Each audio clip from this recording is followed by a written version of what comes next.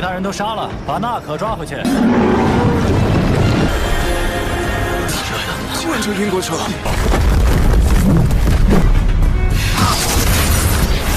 这么坏！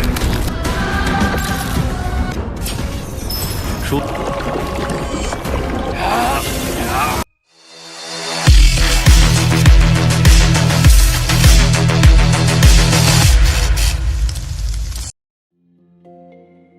Halo semuanya, selamat datang di Ruang Sinema. Bagaimana kabar kalian semua? Semoga selalu sehat dan baik-baik saja.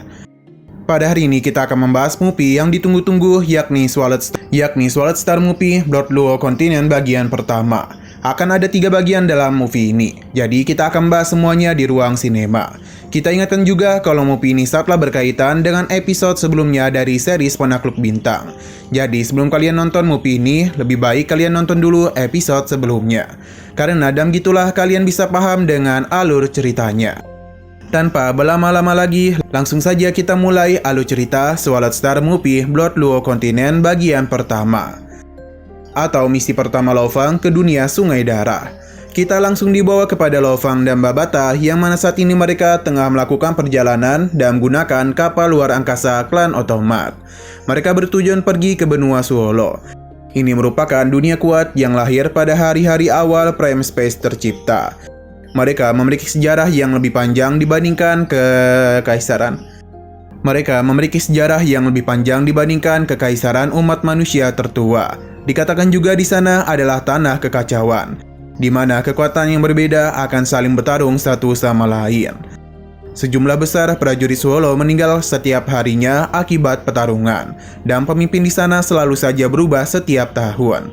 Tujuan Lo Fang kemari adalah untuk menjalankan misi kultivasi yang dikategorikan sebagai misi yang berbahaya, dan angka kematian sebanyak 77,2%. Lo Fang penasaran kultivator kuat apa yang berada di sana. Berhubung ini bukanlah tempat yang aman, jadi Lo Fang harus datang dengan begitu hati-hati. Dia pun mendarat jauh dari kota, yang dipenuhi dengan pegunungan tandus. Baru saja tiba, Lo Fang langsung mencium bau yang begitu busuk. Yang mana ia pun bertemu dengan sosok binatang buas dari benua Suolo. Dan ini bukanlah Medusa bini Abang Xiaoyan, melainkan penghuni asli dari benua darah. Lo Fang memang baru saja tiba, namun harus berhadapan dengan monster yang kuat. Tapi bagi Lo Fang, ini semua bukanlah masalah besar. Dengan begitu mudah, dia pun langsung saja mencincang habis ular ini. Lo Fang bersyukur penyamarannya tidaklah mempengaruhi pertarungannya. Jadi bisa dikatakan dirinya bisa bertarung dengan bebas.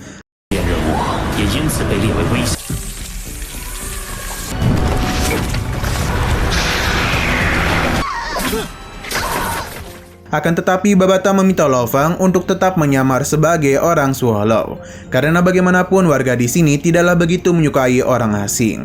Jika mereka tahu Lo Fang bukan berasal dari dunia Suolo, maka dia akan mendapatkan masalah besar. Misi Lo Fang adalah mendapatkan kristal darah dan akan dihadiahi 10.000 poin per satu kristal. Sedangkan misi keduanya agak sulit, namun bayarannya adalah 100.000 poin. Untuk saat ini Lo Fang akan mencari kristal Suolo terlebih dahulu. Di sisi lain kita pun diperlihatkan kepada kelompok Nanke yang sedang melakukan perburuan kepada para monster. Di tengah semua itu mereka pun melihat sosok monster mangrove yang setinggi langit tengah melintas di depan mereka. Dan di sana mereka pun melihat seorang pemuda yang tentu tidak bukan adalah Lo Fang. Naka langsung saja melancarkan serangan demi bisa melindungi pemuda tersebut dari serangan monster ini. Tidak hanya ia, anggota kelompoknya juga bergegas melakukan penyerangan. Tidak butuh waktu lama bagi mereka untuk bisa menghabisi monster ini. Naka pun mendatangi Lo Fang untuk memberitahu kalau ini adalah tempat yang berbahaya. Babata memberitahu kalau monster mango hanyalah binatang bintang tingkat utama saja. Lo Fang itu bisa menghabisinya dalam sedetik saja. Bagi pemuda ini, Lo Fang adalah pemuda yang baru saja menghadapi saat-saat hidup dan mati. Di sini mereka pun saling berkenalan satu sama lain, yang mana Naka ini begitu tertarik dengan baju jirah milik Lo Fang. Ia yakin kalau pria ini adalah seorang pengembara. Naka adalah pemuda yang baik hati. Jadi dirinya ini sangatlah peduli kepada Lo Fang dan mengajaknya untuk pergi bergabung bersama mereka saja ke kota Yanggang. Kota Yanggang adalah jantung dari puluhan juta kilometer daratan ini, dan juga pusat informasi yang sempurna. Jika Lo Feng pergi ke sana, maka mereka akan mendapatkan petunjuk lebih cepat. Lo Feng paham, jadi dirinya akan ikut pergi bersama kelompok naga. Meskipun beberapa prajuritnya tidaklah mau membawa Lo Feng. Para prajurit ini sungguh tidak menduga dengan betapa baiknya tuan muda mereka itu, bahkan sampai mau melindungi orang yang tidak mereka kenali. Nah, perjalanan pun terus mereka lakukan, sampai akhirnya Paman Le merasakan sesuatu. Salah satu prajurit mulai melakukan pemeriksaan, yang mana di sana ia pun bisa melihat kalau ada kelompok dalam jumlah yang banyak sedang menuju ke tempat mereka. Sayangnya prajurit ini harus meninggoy terlebih dahulu. Kedatangan kelompok ini membuat mereka begitu ketakutan karena bagaimanapun jumlah mereka sangatlah banyak. Terlebih lagi ada beberapa monster yang mengerikan. Mereka ini berasal dari keluarga Yu. Pria bernama Yu Feng mengenal baik naga. Begitu pula dengan naga yang memiliki masalah dengan mereka. 6 bulan lalu mereka berdua sempat terlibat masalah besar. Jadi Yu Feng berencana untuk membalas perbuatannya itu. Paman Le mencoba untuk menenangkan Yu Feng, karena bagaimanapun keluarga mereka saling berteman.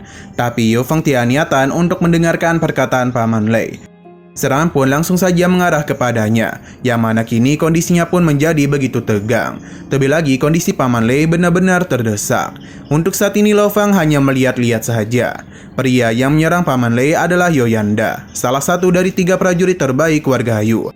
Dan kekuatannya berada di tingkat langit tertinggi.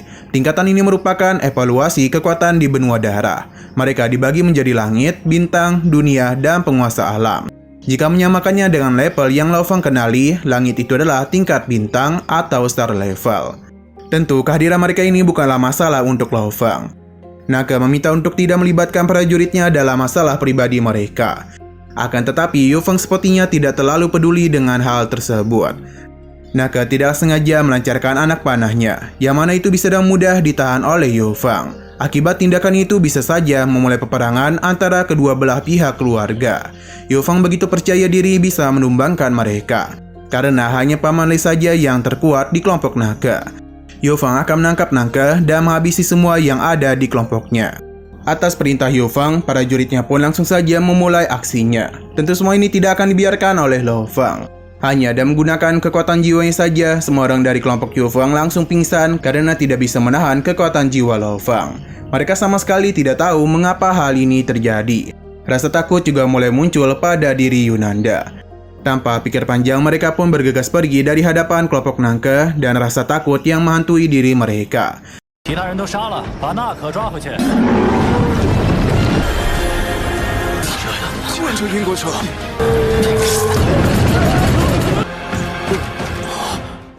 Naga tentu penasaran dengan apa yang terjadi. Sedangkan bagi Paman Le, sepertinya ada pahlawan yang telah membantu mereka. Satu-satunya orang yang belum mereka kenali tentu adalah Lo Feng. Namun ada beberapa orang yang masih belum percaya kalau itu adalah ulah dari Lo Feng. Naga pun bertanya kepadanya. Namun Lo Feng tidak ingin memberitahu apa yang ia lakukan. Paman Le terlihat begitu mencurigai Lo Feng. Di sisi lain, Yu Feng dan pasukannya terus melarikan diri dari tempat itu. Yang mana mereka meyakini kalau ada seseorang di tingkat domain yang sedang mengawasi mereka, yang bahkan sebanding dengan penguasa kota. Jika sosok itu tidak berbelas kasihan, mungkin saja tadi mereka sudah tak bernyawa. Dan kondisi seperti ini, berperang dengan keluarga Na bukanlah hal yang bagus. Terlebih lagi keluarga Yu mereka tengah dalam kondisi kritis. Ketika mereka ingin kembali, terlihat ada beberapa orang yang sedang mengawasi kepergian dari kelompok Yu. Sepertinya ini bukanlah kelompok sembarangan, karena mereka memiliki pergerakan yang cukup aneh. Dan ketika kelompok Yu sudah mendekat, mereka langsung saja melancarkan penyerangan. Kedatangan mereka langsung membuat kelompok Yu menjadi begitu panik. Mereka adalah kelompok 13X yang begitu terkenal di benua Swallow. Kedatangan mereka kemari bagikan malaikat maut yang siap mengambil nyawa kelompok Yu Feng. Dan benar saja, kelompok yang melarikan diri dihabisi dengan begitu mudah. Tujuannya kemari adalah untuk menagih hutang kepada Yu Feng. Jadi mereka meminta untuk segera memberikan mereka baju jirah reruntuhan dewa kuno. Dan begitulah kelompok yang tersisa bisa bertahan hidup. Akan tetapi Yu Feng tidak memiliki baju jirah yang mereka cari. Namun mereka memiliki begitu banyak harta berharga. Hanya saja kelompok 13X tidaklah peduli dengan semua harta itu. Karena mereka hanya menginginkan baju jirah dari runtuhan dewa kuno. Jika mereka tidak memilikinya, maka hutang mereka harus dibayar dengan nyawa. Yuyanda langsung saja melarikan diri, disusul juga oleh anggota lainnya. Akan tetapi, kelompok 13X tidak akan membiarkan hal itu terjadi. Dalam sekejap, pengejaran pun langsung mereka lakukan. Beberapa anggota keluarga Yu telah dihabisi. Yuyanda bersama kelompok lainnya berencana untuk pergi ke tempat Nanke, karena di sana ada sosok yang bisa menyelamatkan mereka. Sayang sekali, Yu Feng harus tertinggal di belakang, yang mana sosok pemimpin 13X sudah siap untuk menghabisinya. Yunanda tidak lama pedulikannya dan terus melarikan diri. Sedangkan kelompok Nanke kembali lagi mendengar keributan, yang mana tim Yu Feng malah kembali menghampiri mereka. Yu Feng dan Yunanda hampir sampai ke tempat Nanke. Namun sayangnya kaki Yu Feng harus dicopot dulu, sedangkan Yunanda langsung meninggoy tepat di hadapan Nanke. Melihat apa yang terjadi semakin membuat kelompok Nanke begitu ketakutan, karena siapa yang bisa melakukan hal itu kepada keluarga Yu dengan begitu cepat. Sampai padarnya kelompok 13X pun menampakkan wujud mereka di hadapan kelompok Nanke.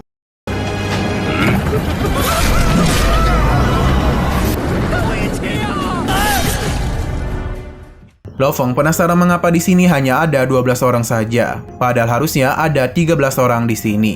Sampai akhirnya pemimpin mereka pun datang. Pencarian telah dilakukan namun tidak ada satupun dari keluarga Yu yang menyimpan baju jirah. Sedangkan di hadapan mereka adalah kelompok lain. Nanke meminta untuk tidak menyerang mereka, karena bagaimanapun mereka tidak terlibat dengan kelompok Yu. Tapi pemimpin ini tidaklah peduli dan langsung menghabisi kedua penjaga Nanke. Pertarungan pun langsung saja terjadi. Akan tetapi Long Feng langsung bertindak dengan begitu cepat. Pertarungan pun langsung saja terjadi, akan tetapi Long Feng langsung bertindak dengan cepat menghabisi lawannya. Melihat kejadian itu, mereka langsung menargetkan Long Feng. Hanya saja semua itu merupakan kesalahan besar, sebab Long Feng begitu mudah menghabisi mereka dalam hitungan detik saja. Pada akhirnya, Nanke pun sadar kalau Long Feng bukanlah pemuda biasa, sebab kelompok 13X tanpa melakukan pergerakan apapun.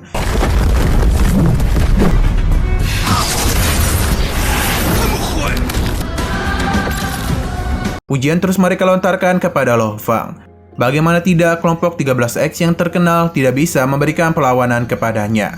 Paman Le merasa dirinya sangatlah bodoh karena telah meremehkan kemampuan dari Lo Feng. Ia yakin kalau Lo Feng jugalah yang telah menyelamatkan mereka dari penyerangan kelompok Yu Feng. Paman Le menganggapnya sebagai pahlawan sejati, sedangkan Nanke menganggapnya kalau dia itu adalah seorang petapa legendaris yang sedang mengembara. Paman Le agak panik karena bagaimanapun tuan mudanya itu sedang berbicara dengan seseorang yang memiliki kekuatan mengerikan. Ia pun meminta maaf kepada Lo Feng dan memberikan hormat kepadanya. Selain itu, harta dari kelompok 13X akan diberikan kepadanya, karena bagaimanapun mereka semua mati di belakang Lo Feng. Karena bagaimanapun mereka selamat adalah berkat dari Lo Feng.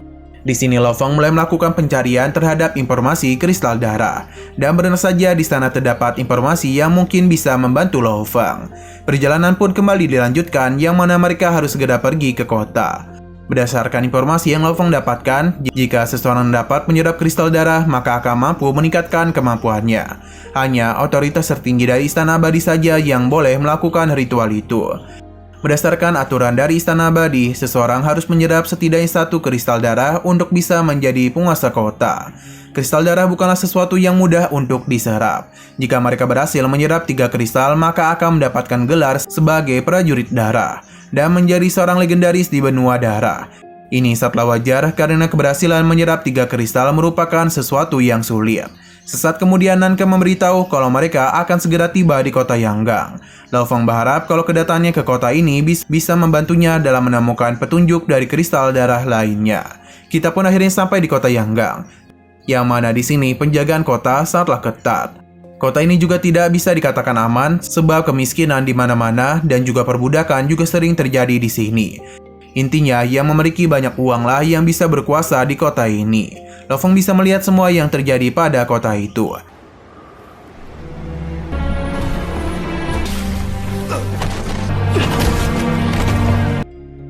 Saat kemudian, Nanke pun datang menemui ayahnya, yang mana Nabu sangatlah senang bisa bertemu kembali dengan putranya.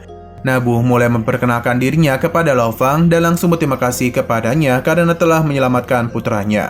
Lo Feng tidaklah mempermasalahkan hal itu.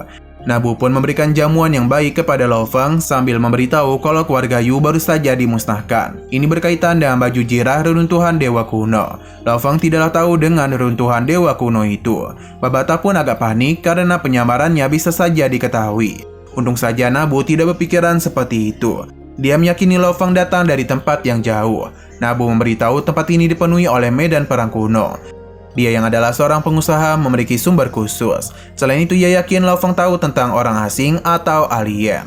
Ketika seorang prajurit tingkat surga dari benua Swallow mencoba untuk pergi keluar angkasa, mereka langsung dihabisi oleh alien atau orang asing dari planet mereka. Dan tentara Dewa Abadi mereka melakukan perang suci dan kelompok alien tersebut. Benua darah kehilangan begitu banyak prajurit hebat, tapi akhirnya mereka berhasil mengusir para alien itu. Sebenarnya cerita Nabu itu agak salah, karena berdasarkan apa yang terjadi, planet mereka ini telah dikuasai oleh alien yang dibicarakan oleh Nabu. Akibat perang suci ini Akibat perang suci yang terjadi, ada begitu banyak senjata dan baju berharga dan baju jirah berharga yang tersisa di runtuhan dewa kuno. Namun di sana dipenuhi dengan kabut jahat yang tebal. Ini dapat menyerap pikiran prajurit yang lemah dan membuatnya menjadi gila. Semakin tebal kabutnya, maka semakin mudah mereka menyerap kristal darah. Banyak orang yang mengambil risiko itu untuk bercocok tanam di runtuhan dewa kuno. Bagi mereka, kristal darah merupakan hadiah dari Tuhan. Tidak yang tahu dari mana kristal ini berasal dan bagaimana cara untuk membuatnya. Tetapi yang memiliki efek ajaib pada tubuh seseorang. Jadi karena itulah setiap orang ingin menyerap kristal darah. Lo Fang paham jadi dirinya mungkin harus pergi ke sana. Hanya saja Lo Fang masihlah belum tahu bagaimana cara mendapatkan kristal darah. Ternyata Istana Abadilah yang memiliki hak penyimpanan kristal darah. Mereka akan memberikan satu kristal ke masing-masing kota secara berkala. Kota Yanggang hanyalah sebuah kota penguasa, lebih rendah dari kota dunia. Jadi sangatlah sulit untuk mendapatkan kristal darah. Di kota ini hanya keluarga Si Feng saja dan juga keluarga Cuyu yang merupakan keluarga pedagang terkaya yang bisa mendapatkan kristal darah. Lo Fang paham dan tujuannya adalah kedua keluarga itu. Kita lalu dibawa ke rumah keluarga Chunyu. Berdasarkan informasi yang Lo Fang dapatkan, Si Feng telah mencapai level penguasa domain setelah menyerap kristal darah. Jadi ia tidak akan bisa mengalahkannya. Maka karena itulah Lo Fang pergi ke kediaman keluarga Cuyu. Sebab penguasa tertinggi mereka baru menjadi penguasa domain, sedangkan kepala keluarga berada di tingkat alam semesta. Jadi lebih mudah untuk mendapatkan kristal darah di sini dibandingkan di kediaman keluarga Si Feng. Lo Fang mulai melakukan penyusupan ke dalam sana. Meskipun di sana dipenuhi oleh para penjaga, namun Lo Fang tidak begitu mudah mencari celah yang aman. Selain itu, Lo Fang juga sudah bisa merasakan ada kekuatan yang lebih besar di dalam rumah itu. Di sini banyak prajurit level alam semesta. Lo Fang akan menggunakan tubuh kelamosannya karena bagaimanapun tubuh ini bisa dengan mudah melakukan penyelinapan. Dan tubuh ini jugalah Lo Fang bisa menghindari para penjaga yang bersembunyi. Ini bahkan jauh lebih banyak dari pikiran Babata. Sampai akhirnya Lo Fang melihat sosok yang dipanggil Tuan Yu. Meskipun dia lemah, namun dia itu sangatlah dihormati. Jadi Lo Fang akan memanfaatkan dirinya agar bisa mempermudah dirinya masuk ke dalam tempat itu. Lo Fang dengan kekuatan jiwa miliknya seketika saja menjadikan Tuan Yu sebagai bawahannya. Dengan kehadiran Tuan Yu, Lo Fang bisa melakukan perjalanan dengan mudah tanpa dicurigai oleh siapapun. Hanya saja ketika mereka yang masuk untuk menemui Tuan Cuyu, para prajurit merasa ada yang aneh. Sebab Tuan Cuyu sama sekali tidak pernah merasa akan mengundang Tuan Yu kemari. Alhasil kecurigaan pun mulai terjadi di tempat keluarga Cuyu. Sosok bertubuh kekar pun keluar dari kediamannya, dan dia adalah Tuan Cuyu, kepala keluarga di sini. Ia penasaran siapa yang Tuan Yu bawa untuk menemui dirinya. Karena sudah seperti ini, jadi Lo Fang langsung saja memulai pergerakan tambahan. Ia sudah tahu akan ada begitu banyak penjaga yang berada di tempat ini, dan semuanya berada di tingkat alam semesta. Namun mereka semua bukanlah tandingan untuk Lo Fang. Dengan kekuatan jiwa yang ia miliki, Lo Fang pun meminta semua penjaga untuk bundir. Cuyu bisa melihat kengerian itu dengan begitu jelas. 他是家主要见的人。再看就露馅儿了，只可惜没遇上。 Sedangkan di sisi lain, kepala keluarga Cuyu sepertinya sudah tahu apa yang terjadi dan bergegas pergi ke sana, namun sayang sekali dia sudah terlambat. karena Lo Feng itu telah pergi. Chu Yutao menanyakan siapa pelakunya, akan tetapi Tuan Yu malah meledakkan tubuhnya sendiri. Kedatangan Chu Yutao kemari langsung disambut oleh para muridnya. Ia meminta mereka untuk memberitahu siapa yang telah datang kemari. Hanya saja para penjaganya tidak tahu, sebab yang mereka ingat hanyalah Tuan Yu yang membawa pria yang mengenakan jubah hitam. Tidak ada informasi lain yang dirinya ketahui. Semua penjaga memang melihat sosoknya itu, namun tidak ada satupun dari mereka yang mengetahui penampilannya. Seakan-akan wajahnya itu buram. Chu Yutao tahu kalau orang itu telah menggunakan teknik pikiran untuk menghapus ingatan para prajuritnya. Sepertinya sosok ini adalah master pengendali spiritual. Chu Yutao pun meminta mereka untuk melakukan penyelidikan kepada setiap orang yang baru memasuki kota. Mereka harus segera menemukan keberadaannya. Kembali kepada Lo Feng yang terbang begitu tinggi. Ia melakukan penggeledahan kepada cincin penyimpanan Chu Yun. Namun ia tidak memiliki kristal darah, padahal ia adalah kepala keluarga. Lo Feng pun menggunakan kekuatan jiwanya agar bisa membuatnya bicara. Ternyata guru agung mereka memiliki satu, namun tidak dapat menyerapnya. Jadi karena itulah si Feng Xiong menjadi penguasa kota dan bukanlah gurunya. Selain itu, si Feng Xiong memiliki saudara yang bernama si Feng Zhan. Dia memiliki satu kristal darah dan pernah memamerkan hal itu kepadanya.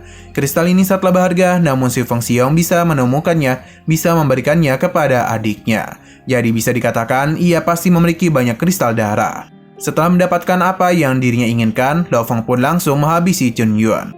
Xiong berpindah ke tempat keluarga si Feng, yang mana di sana ada si Feng Zhan dan si Feng Xiong. Mereka penasaran dan apa yang terjadi kepada keluarga Chun Yu, sebab leluhur keluarga mereka sampai keluar. Terakhir kali mereka melihat hal ini ketika Chu Yutao gagal menyerap kristal darah dan tidak menjadi penguasa kota. Pemeriksaan terus dilakukan oleh keluarga Chu Yun. Berhubung utusan khusus Istana Abadi akan datang pada besok malam, jadi si Feng Xiong meminta adiknya untuk menyelesaikan masalah yang terjadi kepada kotanya.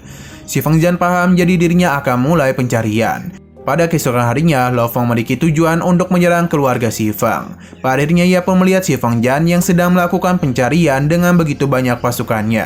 Lo Feng tahu kalau si Feng Zhan ini baru berada di level tingkat 9 alam semesta.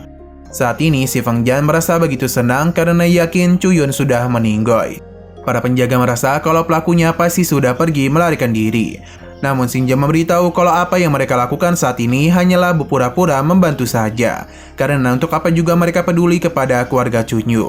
Si Feng Zhan pun menunjuk asal-asalan kepada para warga dan ia pun melihat ke arah Lo Feng. Ia benar-benar tertarik kepadanya karena Lo Feng seakan-akan tidak takut kepadanya. Berdasarkan apa yang diperintahkan oleh si Feng Zhan, jadi para pasukannya pun mulai membawa orang-orang yang ia curigai. Lo Feng sungguh tidak menduga kalau rencananya akan berjalan selancar ini. 竟在自家被掳走，大哥还那凶手杀人之后肯定跑远了。不过真不知道他被龙马实力好像也不错。 Nah, kita pun dibawa ke penjara yang mana di sana setiap orang yang tak bersalah telah ditangkap. Untuk bisa lolos dari si Feng Zhan, setidaknya mereka harus menyuap para penjaga. Sedangkan orang yang tidak bisa menyuap akan disiksa sampai meninggoy. Mendengar dosa-dosa dari si Feng Zhan, Lo Feng pun mulai mendatangi para sipir. Yang mana Lo Feng itu yang bertemu dengan jenderal mereka dan membicarakan sesuatu yang besar. Dan menggunakan kekuatan jiwanya, Lo Feng berhasil mengendalikan mereka dan membawa dirinya untuk menemui si Feng Zhan. Di sisi lain terlihat si Feng Zhan yang sedang asik melakukan penyiksaan sampai akhirnya dirinya pun dikejutkan oleh sebuah serangan yang tentu saja berasal dari Abang Lo Feng. Ia pun sadar kalau sosok inilah yang menghabisi Chu Yun Chu. Ia pun memohon untuk tidak dihabisi. Lo Feng akan mengabulkan hal itu selama dia mau memberikan 10 kristal darah. Tentu si Feng Zhan tidak memiliki sebanyak itu, bahkan kakaknya juga tidak memilikinya.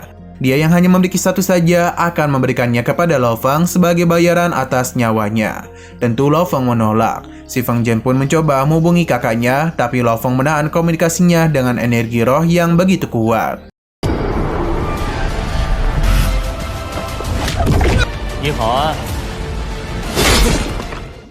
Berhubung si Feng Zhan sudah tidak bisa diajak kerjasama, maka Lo Feng akan mengirimnya ke alam baka dan cara menghancurkan kepalanya. Lo Feng pun mencari gelang penyimpanannya, yang mana akhirnya dia pun melihat barang-barang yang begitu berharga.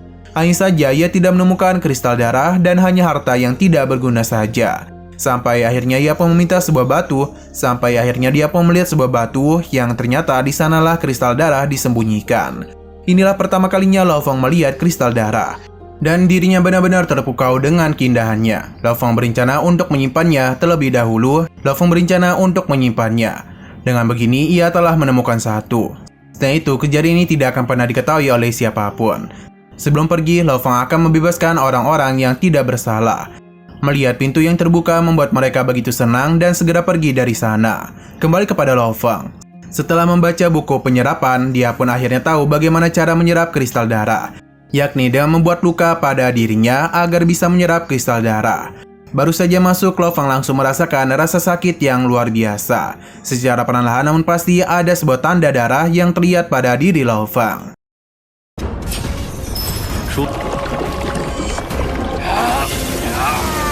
Di sisi lain terlihat kalau si Feng Xiong sedang menyambut dua tamunya dari Istana Abadi, yang mana mereka sudah tahu tentang masalah pada keluarga Cuyu.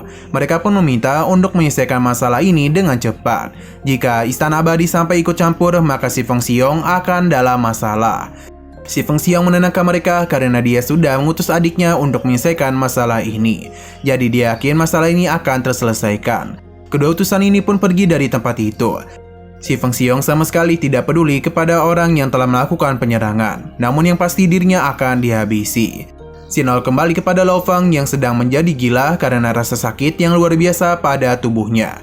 Xiong berpindah kepada Lo Fang yang tengah merasakan rasa sakit yang luar biasa pada tubuhnya. Ini semua adalah efek gila yang diciptakan oleh kristal darah. Bahkan energi roh tidak dapat Lo Fang kendalikan.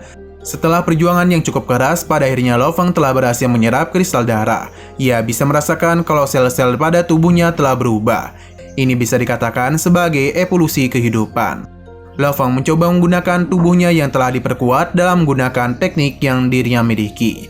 Siapa yang mengira kalau kristal darah mampu meningkatkan semua kekuatannya sebanyak 20-30%. Lo Fang tidak bisa membayangkan bagaimana jika dia menyerap 3 kristal. Selanjutnya, Lo Fang akan pergi pada si Feng Xiong. 发生了变化。丧身。阿詹，你去调查一下。 Nah, untuk bagian pertama ini harus berakhir sampai di sini dulu. Bagian keduanya akan segera kita buat. Oke, sekian dulu pada video kali ini. Untuk selanjutnya akan segera hadir. Jadi bagi kalian yang mengikuti seri ini, langsung saja klik subscribe dan aktifkan loncengnya. Terima kasih yang sudah menonton video sampai habis. Jika kalian suka pada video ini, klik like dan share ke teman-teman kalian tentang channel ini.